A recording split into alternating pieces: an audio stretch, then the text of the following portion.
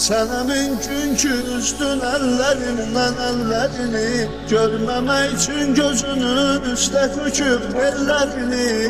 Bu gedişdən itirib aylarını, illərini ağlıma gəlməzdi bir dəfəlik sən gedəsən.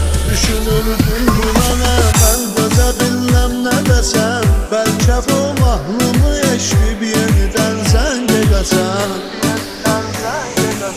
Yad şəhərlərdə yad insan kimi yaşım necə mən. Heç özü bilmədi axtardım onu gizlicə mən. O unuturam bir yolsa onu dardım o zaman. Həsrət ilə gəzirəm mən çəkirəm bir gecəmə.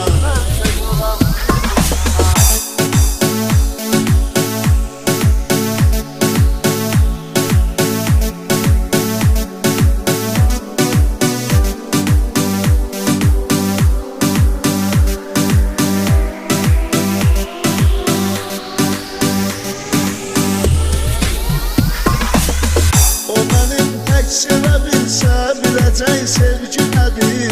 Mənə çəkdirdi zülüm, bəs görəsən dərdi nədir.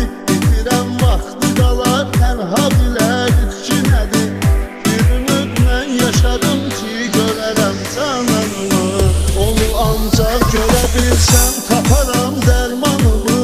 Ya da heç görməyəcəm dərd bürüyübdür canımı.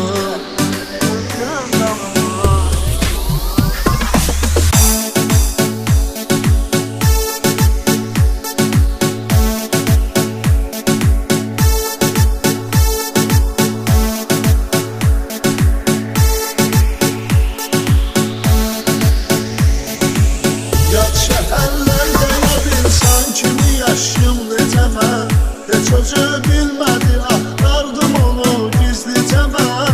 O unutulan biri olsa onu dardım o zaman. Həsrət ilə gəzirəm mən çəkirəm bir gecəmə. Yad şəhərlərdə yad insan kimi yaşım necə mən. Heç özü bilmədi axtardım onu gizlicə mən. O unutulan biri olsa onu dardım o zaman. Həsrət ilə gəzirəm mən çəkirəm bir gecəmə. Yad şəhərlərdə yad insan kimi yaşım necə mən. Heç özü bilmədi axtardım onu gizlicə mən.